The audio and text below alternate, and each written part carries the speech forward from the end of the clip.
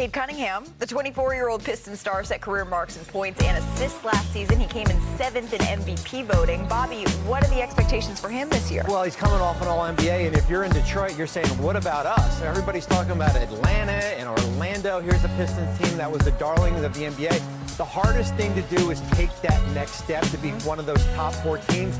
We're going to see how the impact of losing Dennis Schroeder and Tim Hardaway Jr. Right. They do get Jayden Ivey back this year. Oh, and the Pistons are one of the more fun stories around the league last year. Did you guys see this? Zion Williamson, he was working out with the Pelicans training camp. And right. Tim, he's looking like he's in phenomenal shape. Could this be, I know we say this every year, but I want it to be the cusp of the best season of Zion's career thus far. Let's just see Zion Williamson play 65 or 70 games, right? Like, let's just see him get through a season healthy. At this point, if he does that, yeah, it'll be the best season that he's had. And look, Zion looks great. He looks healthy. He's trimmed down. Like, it's great seeing him doing this stuff in camp, but let's see him doing it all the way until March and April. If he can do that, Pelicans will be thrilled to have him out on the court that much. Tough Western Conference the Pelicans are trying to crack here. ESPN has released the top 100 players in the NBA rankings, and today it was the top 10. Interestingly, the top 5 all international players. Current MVP Shai Gilgeous-Alexander came in just behind Nikola Jokic for that #1 spot, mirroring your guys' poll, right? Yep. And take a look at spots 7, 8, and 9. The legends, that's where Steph Curry, LeBron James, and Kevin Durant, they all reside, boom, boom, boom, right next to each other. So, Tim, which of these 3 do you think is set to have the best season thus far, based on the reporting and things you're seeing around the league? I would say Steph Curry is. And look, I think you can make an argument for any one of these guys still, but I think when you look at where Steph is in his career, he's obviously, when he's been out on the court the last couple of years, he's still a guy that strikes fear in opposing defenses in a way that very few guys in the league can with his shooting, his ability to move off the ball. And this Warriors team, again, let's see what happens with Jonathan Kuminga, but assuming that gets resolved sometime in the next week or so, they eventually get Al Horford signed, to get Gary Payton back in, to get DeAnthony Melton back. They've got a ton of talent around Jimmy Butler, Steph, and Draymond Green, and this is a team that won 48 games last year with Jimmy Butler only on the team for the second half of the year. So I really like where Golden State's at overall, and if they can keep Steph healthy, I think he's got a chance to have a really great year for the Warriors. I'm expecting all 3 to be in the top 10 a year from now.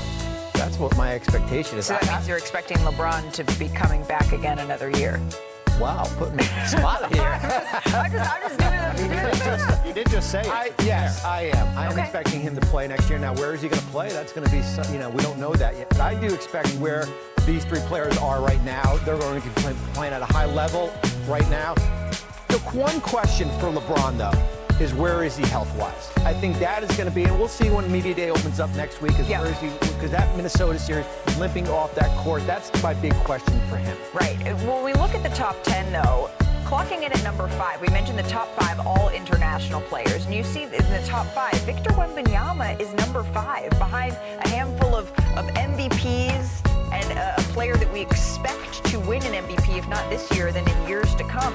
Ryan, when you're looking at the player who has the biggest chance to make a jump, is that where you're circling, or did you rather go somewhere else? Yeah, he is the outlier in that top 10. As you mentioned, MVPs, champions, all-NBAs.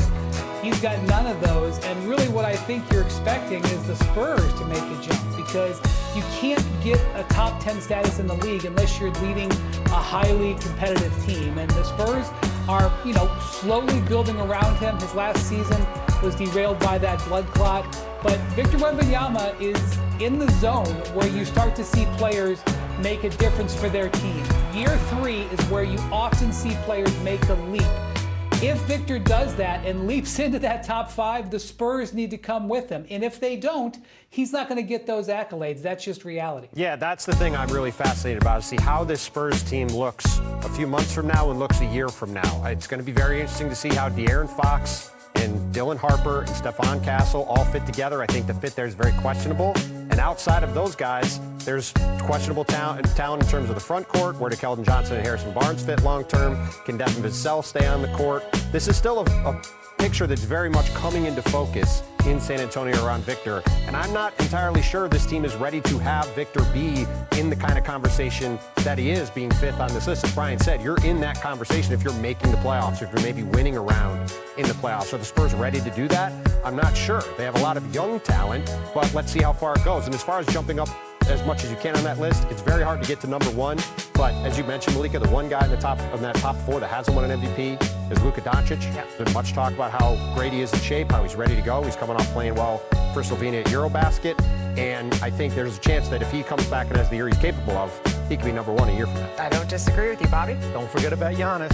Don't forget about Giannis there. If this Milwaukee team can contend for a top 4 seed, we will see him jump from 4 to the top 2. Yeah, he's always right there in the conversation. It's why we see where he finishes an NBA generational player. He's the only man in NBA history to win the Defensive Player of the Year 3 times in a row. Not to mention, he's an 8-time All-Star, an 8-time All-NBA member, 2008 Dunk Contest champion, and of course, a champion in 2020 with the Los Angeles Lakers. And he joins us now. Dwight Howard, now a 2025 Naismith Basketball Hall of Famer. Does it get old being introduced that way? No, it doesn't. It's just, I've nonstop smiles since the day that I found out about being in the Hall of Fame. That says a whole lot because you've been nonstop smiles for the majority. I was going to say the majority of the time that I have known you, sir. One of the best moments that made me smile when I was sitting there during your Hall of Fame speech was when you gave a very special shout out to your head coach in Orlando, Stan Van Gundy. Take a listen. Man, I just want to say because of you, I am in the Hall of Fame. And as I've said before, there is no Dwight Howard without Stan Van Gundy. You taught me what it means to stay ready. I still remember in the playoffs, you had us doing plays for guys that never even got in the game. And I remember you saying, listen, you never know. You never know. I mean, listen. But you was right, Stan. In basketball and in life, you gotta stay ready. Y'all look crazy. Y'all look crazy. How long did it take you to perfect the voice? The first time I saw Stan, it was just like the instant connection of voices. I was like, oh my God, he got this distinct voice. You could hear it out of anywhere in the world. It's just like